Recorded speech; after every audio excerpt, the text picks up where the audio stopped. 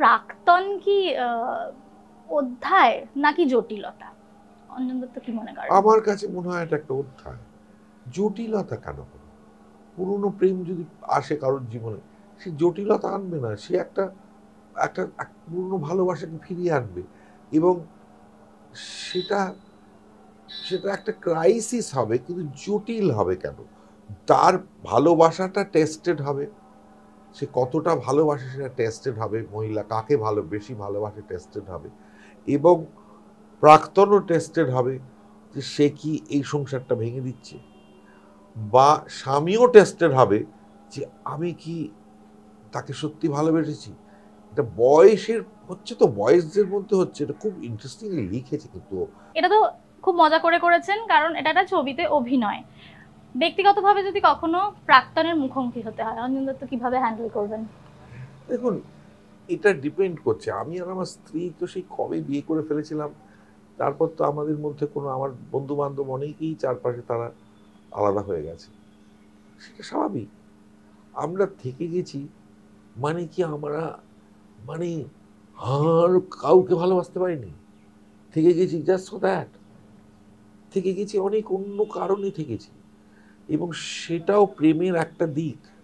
প্রেমের দিকটা সবসময় অ্যাট্রাকশন বা ফিজিক্যাল অ্যাট্রাকশন নয়, মানসিক শান্তি, এটা ওটা, আর নির্ঝঞ্ঝাট, একটু খানিকটা আবার কুঁড়েমি, আবার প্রথম থেকে কাকে প্রেম করতে হবে তার সঙ্গে দরকার নেই, বউটাই ঠিক, এইসব জায়গাগুলো এটা থাকে না। নিজের বেসিক্যালি নিজের আবার প্রথম থেকে সাজগোজ করো রে, ইমপ্রেস করো রে, করো রে। আমার ছন্দার জীবনে কি কেউ আসেনি যারা অ্যাট্রাক্টিভ হয়নি? আমার জীবনে কেউ আসেনি, কিন্তু সব কিছু ছাপিয়ে গিয়ে আমাদের নিজেদের কমফোর্ট জোনটা এত স্ট্রং ছিল যে আমরা মানে টিকে গেছি। এরকম নয় যে আমরা আর কোনো কারোর দিকে তাকাবো না, ভগবান এই আমার শেষ কথা, ও সন্দেহ ভাবছে এই লোকটাই আমার শেষ কথা, এরকম তো নয়। যতবার শুটিং থেকে ফিরে এসছে, মিঠুন কি করলো, মিঠুন, আরে মিঠুনের প্রতি তোমার অ্যাট্রাকশন আছে, মিঠুন কি করলো, মিঠুন কি করলো। সো এই মজাটা আছে আমাদের মধ্যে, and she has been very critical about me, আমিও ক্রিটিক্যাল।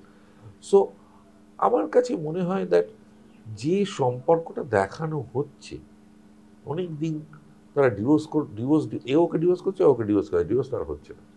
অসুবিধে যদি হয়, জোর করে একসঙ্গে থাকা উচিত নয়। আমিও জোর করে আমার স্ত্রীর সঙ্গে একসঙ্গে নেই।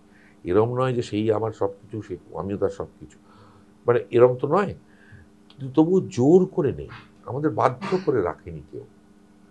এবং আমি সেটাই সবাইকে বলবো যে ওই জোর করে থেকে, কোনো মতে জোর করে থেকে টাকা দরকার নেই, বিয়ে করাই বা কী দরকার, একসঙ্গে থাকো, কোনো অসুবিধা নেই। আর ছেড়ে দেওয়া, আর ছেড়ে দিলে কি হয়, নতুন করে এগোনোও তো যায় না, প্রত্যেকে নতুন জীবন ফিরে পায়। যদি তারা একটা মানুষ 35 বছরে বিয়ে করে, তাদের 2-3 বছর 40 বছরের মধ্যে তার ডিভোর্স হয়ে যায়, দুটো মানুষই আবার নতুন করে বাঁচতে পারবে।